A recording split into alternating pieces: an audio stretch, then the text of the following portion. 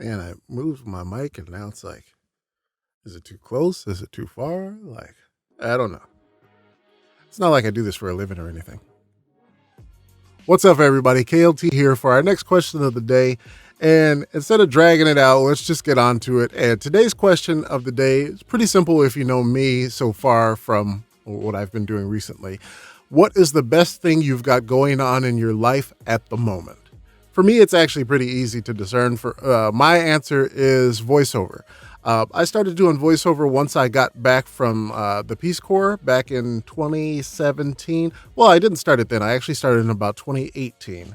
And so I started in 2018 and I really wanted to, it's something that I always wanted to do, but it's like acting, people say, you can't make money doing that. That's never going to amount to anything. Don't do that. So throughout my whole life, I was just like, oh, well, whatever. Yeah, it'd be cool, but it's never something that I'm going to look into. It's never going to happen.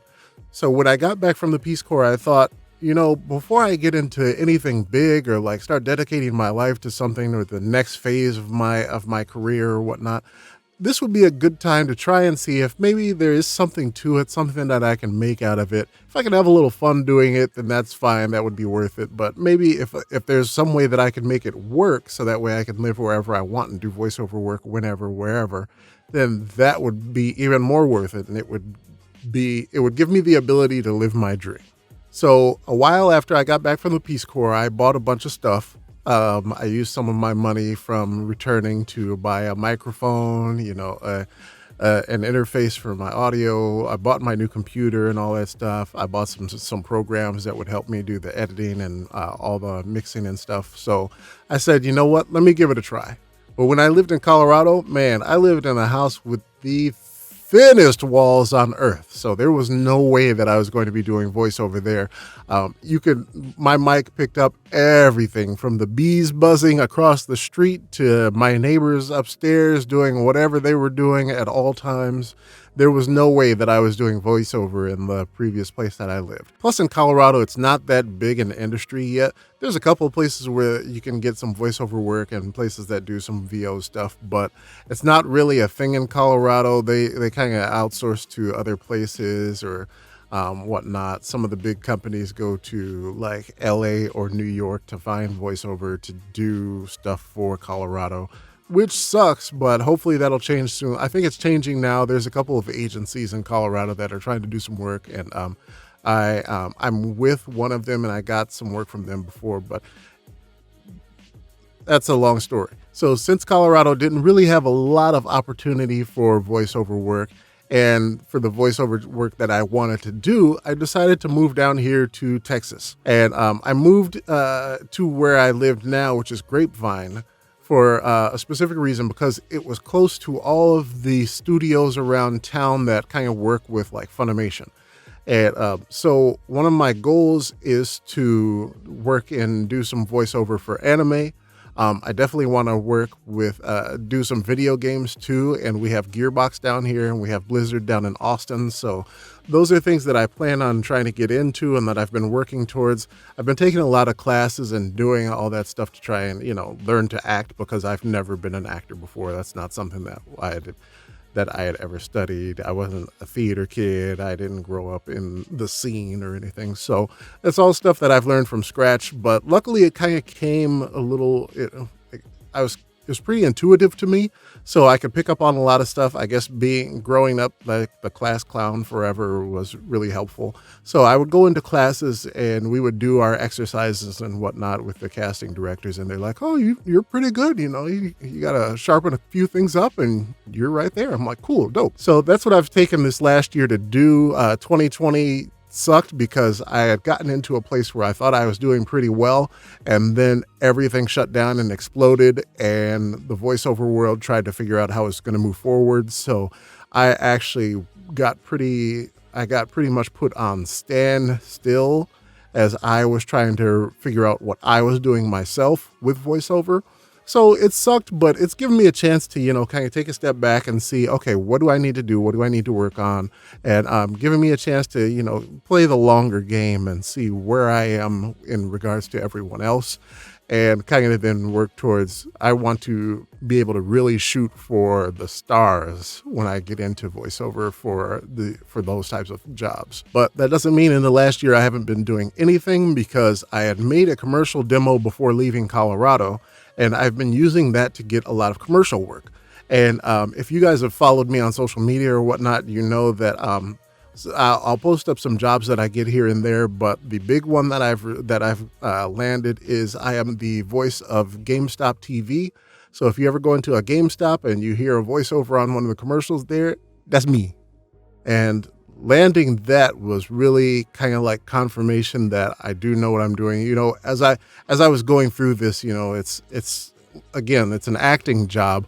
So, you know, there's so much competition. There's so many people doing it. You're never going to measure up, blah, blah, blah, all this stuff that you'll tell yourself and that people will tell you too.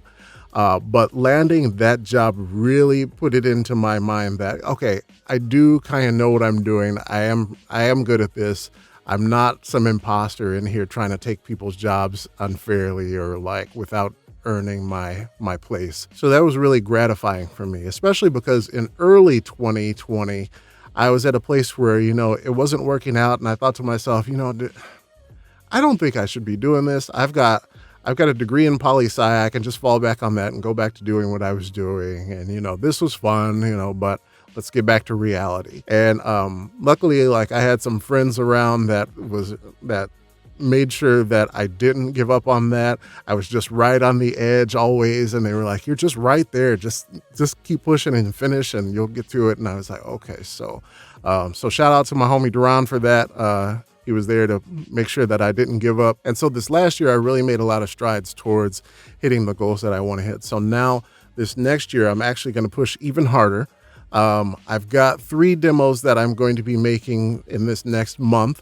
That's a new commercial demo, a promo and movie trailers demo, and then an animation demo. So that way I can try and start getting into that type of work as well. And I need to get an agent in LA so that way I can start getting sent that type of work so I can audition for it and see if I can get into any of that stuff. That's the goal this year, and that's what I plan on doing here early this year, 2021. So hopefully soon you'll be seeing me in a bunch of different stuff. Like I said, I do a lot of commercial stuff, and I do some things that you may or may not have heard on the radio.